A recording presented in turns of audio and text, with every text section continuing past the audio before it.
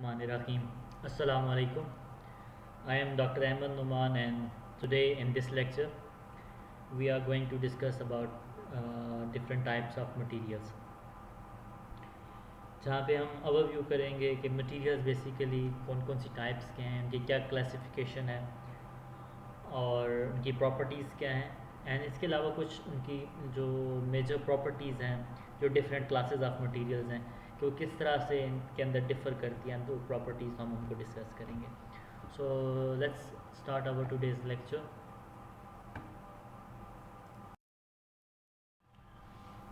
सो जब हम मटेरियल्स की बात करते हैं, whether it is material chemistry या मटेरियल साइंस, मटेरियल इंजीनियर की बात करते हैं, तो हम जो भी मटेरियल यूज़ कर रहे हैं, जो प्रोड्यूस कर रहे हैं, जो हमारे नॉर्मल जो एम्प्लॉय होते हैं, उनको हम जनरली जो है स्पीकिंग चार जो हैं कैटेगरीज, उनके अंदर हम इनको डिवाइड करते हैं. सो जितने भी हमारे पास हम मटेरियल मोस्टली यूज़ कर रहे होते हैं, उनकी चार क्लासेस के अंदर हम मेजर कैटेगरीज हैं जिनके अंदर हम डिवाइड करते हैं, जो कि हमारे पास हैं मेटल्स हैं, सिरेमिक्स हैं, पॉलीमर्स हैं और कंपोजिट्स हैं. सो ये हमारे पास जो है वो चार मेजर कैटेगरीज हैं मटेरियल्स की. इन कमिंग स्लाइड्स में हम डिस्कस करते हैं चारों मटेरियल्स को ब्रीफली, कि ये इनकी कंपोजिशन फॉर एग्जांपल क्या होती है, इनके अंदर कौन से इनऑर्गेनिक कंपोनेंट्स होते हैं, ऑर्गेनिक कंपोनेंट्स होते हैं, किस चीज़ से बने होते हैं ये. उसके बाद फिर हम इनकी जनरली देखेंगे, इनके एग्जांपल चेक करेंगे कौन कौन सी एग्जांपल्स हैं हम, और देन हम इनकी प्रॉपर्टीज़ जो हैं वो डिस्कस करेंगे कि ये जो डिफरेंट कैटेगरीज ऑफ मटेरियल्स हैं, इनकी जो मेजर क्या क्या प्रॉपर्टीज़ होती हैं. ठीक है. तो सबसे पहले जो है हम जो कैटेगरी जिसको डिस्कस करने जा रहे हैं, दे आर मेटल्स. सो जो मेटल्स हैं, जैसे कि नेम से ज़ाहिर है, mostly they are composed of one or more metallic elements, जैसे कि हमारे पास आयरन है, एलुमिनियम है, कॉपर है, टाइटेनियम है, गोल्ड है, निकल है. और इसके साथ साथ उनके जो है जो कंपोजिशन होती है, इट कंटेन्स हम नॉन मेटालिक एलिमेंट्स भी. डिपेंडिंग हमारे पास डिफरेंट जो मटेरियल्स होते हैं, उनके अंदर ये डिफरेंट रेशो में डिफरेंट मटेरियल्स मौजूद हो सकते हैं, जिसके अंदर जो कॉमनली फाउंड प्रेजेंट होते हैं, उनके अंदर कार्बन है, नाइट्रोजन है, ऑक्सीजन है. लेकिन जो मेजर पोर्शन होता है, जो मेटालिक जो मटेरियल्स होते हैं, उनके अंदर मोस्टली मेटल्स होते हैं और कुछ जो है वो नॉन मेटल्स होते हैं. जो नॉन मेटल्स का जो रेशो होती है वो बहुत कम होती है.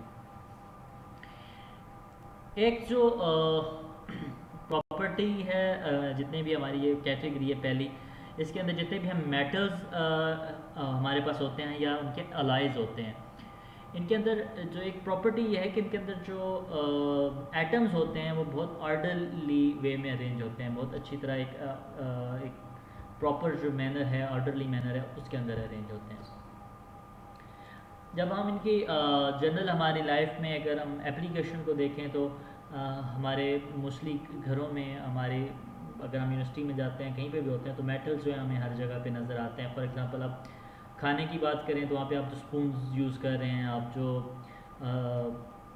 छुरियाँ यूज़ कर रहे हैं, आप कोइंस यूज़ करते हैं, कैंची यूज़ कर रहे हैं, आप गाड़ियों में बैठते हैं, मोस्टली जो है वो मेटल्स की बनी होती हैं. सो डिफरेंट हमारे जो डेली जो लाइफ मैटर है, उनके अंदर मेटल्स का जो यूज़ है वो बहुत ज़्यादा है, हमारे घरों में भी और ऑफिसेज में भी. अगर हम मेटल्स की प्रॉपर्टी की बात करते हैं, तो मेटल्स और इनके जो एलाइज हैं, इनकी डिफरेंट तरह की जो है वो प्रॉपर्टीज़ होती हैं, काफ़ी रेंज है प्रॉपर्टीज़ की. फॉर एग्ज़ाम्पल कुछ जो हैं, अगर हम मेटल्स और एलाइज की बात करें, तो कुछ जो हैं वो थोड़े स्टिफ होते हैं, स्ट्रॉन्ग होते हैं, लेकिन कुछ जो होते हैं वो थोड़े फ्लेक्सिबल होते हैं और डक्टाइल होते हैं. हम उनको मोल्ड कर सकते हैं, उनको डिफरेंट शेप में जो है वो ईज़िली जो है हम उनको मोल्ड कर लेते हैं. इसी तरह जो है हमारे पास मेटल्स होते हैं या जो एलाइज होते हैं, इनकी एक जो प्रॉपर्टी है, नॉर्मली जो है इनकी जो थर्मल और इलेक्ट्रिकल कंडक्टिविटी होती है वो बहुत ज़्यादा होती है. इसके अलावा जितने भी मोस्टली हम मेटल्स की बात करते हैं, नॉर्मली ये ओपेक होते हैं और रिफ्लेक्टिव होते हैं. और नॉर्मली जो ये कैटेगरी हमारे पास मेटल्स की, इनकी जो डेंसिटी होती है काफ़ी ज़्यादा होती है, जितने भी हमारे पास मेटल्स यूज़ हो रहे हैं या जो अलाइज यूज़ होते हैं मेटल्स की. सेकंड कैटेगरी की अगर हम बात करें मटेरियल्स की, तो वो है पॉलीमर्स। अच्छा, हमने बात की कि जो मेटल्स होते हैं they are combination of metallic compound and some जो है वो नॉन मेटेलिक कंपाउंड्स होते हैं। जब हम पॉलीमर्स की बात करें तो जनरली स्पीकिंग जो मोस्टली जो पॉलीमर्स होते हैं ये बने होते हैं मोस्टली ऑर्गेनिक कंपाउंड्स के, जैसे उसके अंदर मोस्टली कार्बन है, हाइड्रोजन है और सम कुछ नॉन मेटेलिक एलिमेंट्स हैं जैसे ऑक्सीजन, नाइट्रोजन और सिलिकॉन उसके अंदर मौजूद होते हैं। सो जो मेजॉरिटी ऑफ पॉलीमर्स जो हम देखते हैं वो मोस्टली जो है वो बनते हैं ऑर्गेनिक कंपाउंड के साथ। लेकिन ऐसा नहीं है कि सिर्फ ऑर्गेनिक जो पॉलीमर्स मौजूद होते हैं, डिफरेंट तरह के इनऑर्गेनिक पॉलीमर्स जो हैं वो भी सिंथेसाइज किए जाते हैं, जैसे कि फॉर एग्जांपल सिलिकॉन रबर है, तो that is an example of inorganic polymers. Mostly जो पॉलीमर्स होते हैं काफ़ी लार्ज जो मालिक्यूल्स होते हैं उनसे बने होते हैं। इसकी वजह से इनका जो स्ट्रक्चर होता है वो काफ़ी, जो मोलेकुलर स्ट्रक्चर होता है वो काफ़ी बड़ा होता है। और नॉर्मली जो हमारे पास हम जो पॉलीमर्स होते हैं ये चेन लाइक मतलब स्ट्रक्चर होते हैं इनके। अगर हम इनकी डेली लाइफ में अगर हम देखें तो हमारे जो एग्जांपल्स के इंक्लूड कर रहे हैं, फॉर एग्जांपल आप जैसे डायग्राम में देख सकते हैं जो प्लास्टिक के और पॉलीमर के जो स्पून्स बने हुए हैं, जो टायर्स हम यूज़ कर रहे हैं, जो हेलमेट्स यूज़ कर रहे हैं, नॉर्मली हम जो बॉटल्स वगैरह यूज़ करते हैं घरों में पानी के लिए और डिफरेंट अदर जो केमिकल स्टोरेज और दूसरी चीज़ें, सारे जो हैं ये पॉलीमर्स के बने होते हैं। इसी तरह हम अगर आप ग्लव्स वगैरह हम यूज़ करते हैं और डिफरेंट टाइप ऑफ मटेरियल हम यूज़ करते हैं कि जो कि पॉलीमर से बने होते हैं। अगर हम इनकी प्रॉपर्टीज़ को ओवरव्यू करें तो मोस्टली जो पॉलीमर्स होते हैं ये सॉफ्ट और डक्टाइल होते हैं। इनकी स्ट्रेंथ जो है वो रिलेटिवली कम होती है और डेंसिटी भी जब हम इनको कंपेयर करें मेटल्स के साथ स्पेसिफिकली तो इनकी डेंसिटी काफ़ी कम होती है। लेकिन इन कंट्रास्ट टू जो मेटेलिक सब्सटेंसेस होते हैं इनकी जो थर्मल और इलेक्ट्रिकल कंडक्टिविटी बहुत कम होती है, मोस्टली दे आर इंसुलेटर्स। तो ये इलेक्ट्रिकल और थर्मल जो है उनको जो है उनको कंडक्ट नहीं करते। ऑप्टिकली अगर बात करें तो mostly they are either translucent और transparent and in some cases जो है वो ओपेक भी होते हैं।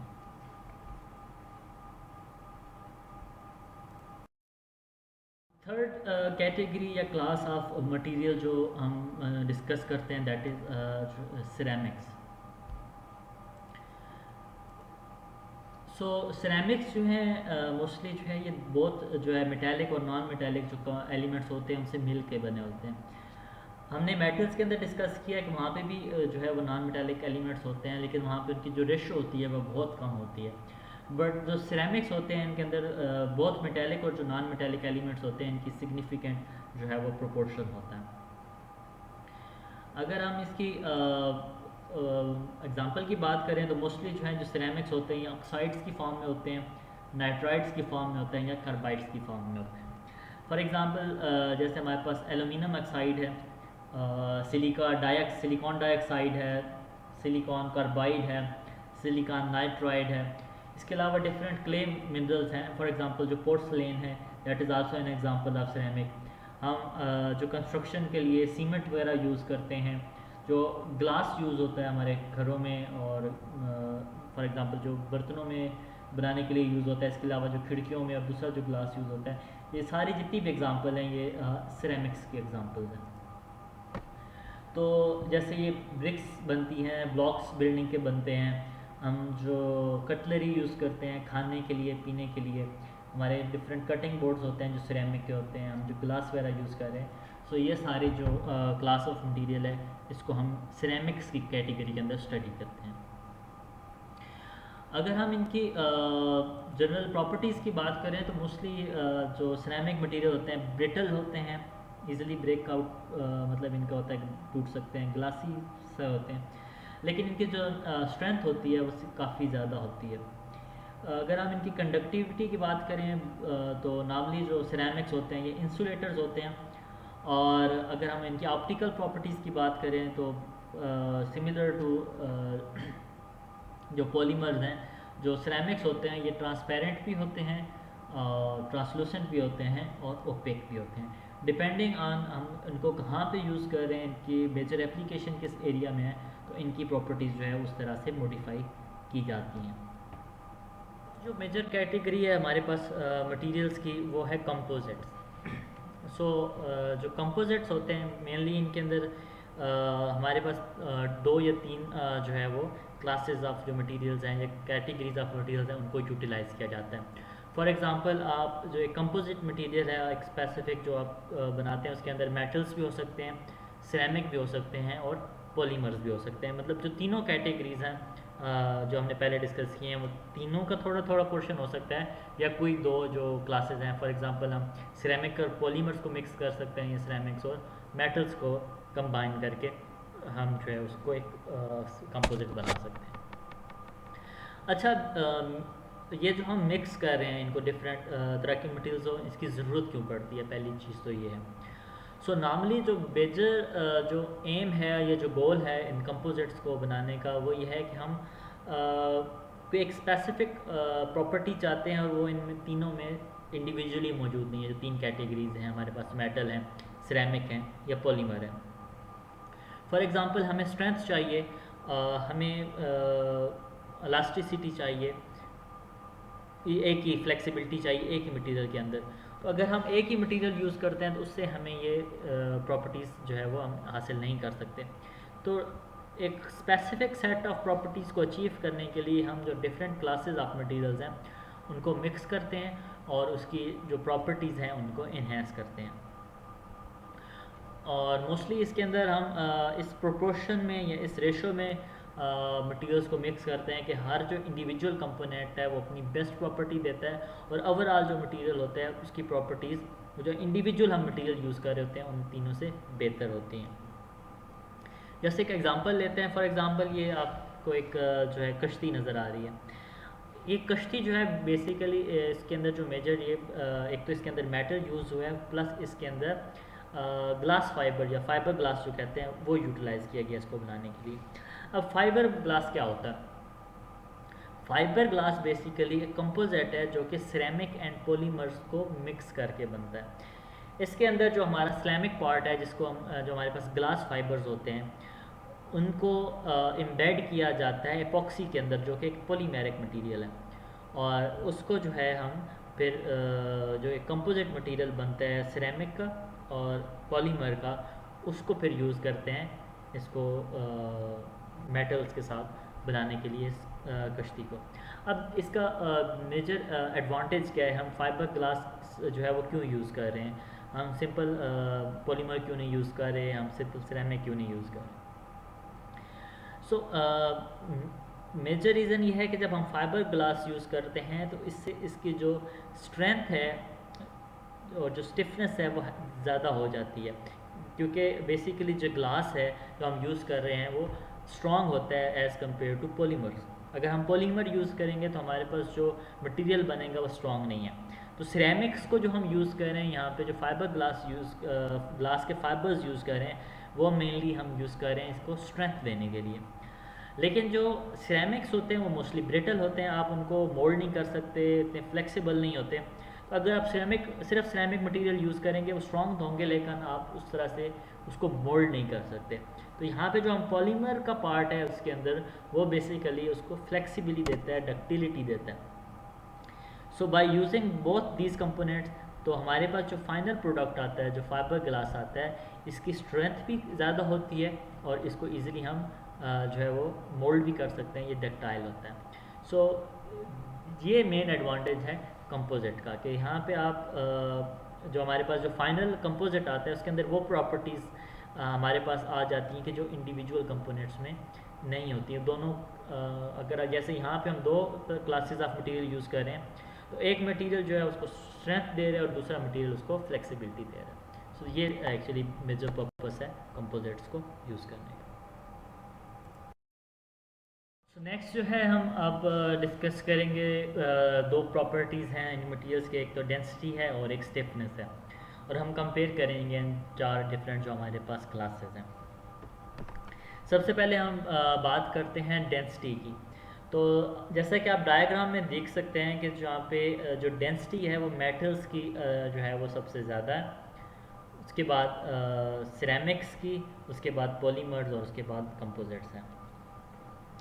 अगर हम मेटल्स के अंदर स्पेसिफिकली देखें तो जो प्लाटिनम है उसकी डेंसिटी जो है वो काफ़ी ज़्यादा है, और जो उसके बाद सिल्वर है, फिर कापर है, आयरन है, टाइटेनियम है, एलुमिनियम है, और मैग्नीशियम की जो डेंसिटी है वो सबसे कम है, ये जो गिवन हमारे पास सेट ऑफ मेटल्स है।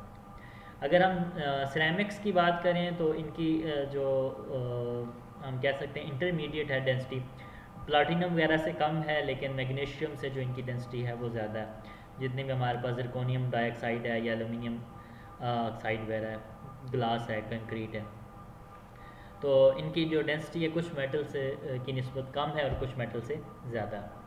उसके बाद हमारे पास जो थर्ड क्लास ऑफ है, हमारे पास जो थर्ड कैटेगरी है मटेरियल्स की, पॉलीमर्स। सो इनकी जो डेंसिटी है मोस्टली मेटल्स और सिरेमिक दोनों से कम होती है, चाहे वो टेफलॉन है, चाहे वो पीवीसी है, चाहे वो रबड़ है। और जो कंपोजिट्स हैं इनकी डेंसिटी भी नॉर्मली जो है वो मेटल्स और सिरेमिक से कम होती है। जैसे हमारे पास ग्लास जो है वो रीइंफोर्स हमारे पास कंक्रीट है, या जैसे कार्बन रीइंफोर्स कंक्रीट है, तो इनकी जो डेंसिटी होती है वो नॉर्मली सिरेमिक्स और मेटल दोनों से कम होती है। लेकिन अगर हम स्टिफनेस की बात करें तो जो मेटल्स हैं, सिरेमिक्स हैं और कंपोजेंट हैं, इनकी जो स्टिफनेस है वो ऑलमोस्ट जो है वो सिमिलर होती है। तो जो पॉलीमर्स हैं डेफिनेटली इनकी जो स्टिफनेस होती है वो कम होती है। सो अगर हम इसको कंपेयर करते हैं, जैसे हम मेटल्स की बात कर रहे थे कि मेटल्स की डेंसिटी सबसे ज़्यादा होती है और ये सबसे ज़्यादा स्टिफ भी होते हैं, लेकिन कंपोजिट जो है उनकी जो डेंसिटी थी वो सबसे कम होती है। लेकिन जो स्टिफनेस की अगर हम बात करें कंपोजिट की, तो इनकी जो स्टिफनेस है वो similar to metals and ceramics है। इसका मतलब है कि हम अगर मेटल्स को यूज़ कर रहे हैं कहीं पे, तो नो डाउट वो स्ट्रेंथ तो देंगे, लेकिन उसका जो हैवियर होंगे, उनकी डेंसिटी जो है वो बहुत ज़्यादा होगी।